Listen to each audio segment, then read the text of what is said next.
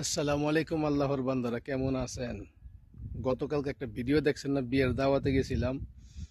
ওই বিয়েতে দাওয়াতে যাওয়ার উদ্দেশ্য ছিল আমার, কারণ এই যে দেখুন, এই যে বস্তাগুলো দেখতেছেন না, সবগুলোতে আপনার মনে করেন যে এই যে খাবার, মাংস, চাল সব কিছু একসাথে।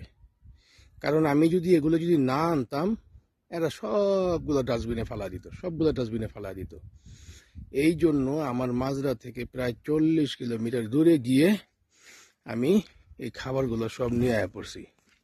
একবার চিন্তা করে দেখেন আল্লাহর বান্দারা, আজকে এই খাবারটা যদি আমাদের বাংলাদেশ হইতো না, গরিব হোক মধ্যবিত্ত হোক, মানে আমরা সবার দিতে পারতাম। কিন্তু এখানে নেওয়ার মতন মানুষ নাই। ছোট্ট একটা গ্রামের মধ্যে অনুষ্ঠান হয়েছে, আর কোনো কাছে মানে কোনো মানুষের দেওয়ার কোনো ওয়ে নেই, মানে ডাইরেক্ট ফালাইতে হইব, কোনো অপশন নাই। তাই আমি সেখানে গেছিলাম আমার বন্ধুর ফোনে, কিন্তু আমার কিন্তু বিয়ের কোনো আত্মীয় স্বজন ছিল না যে যেখানে আমি দাওয়াত খেতে গেছিলাম।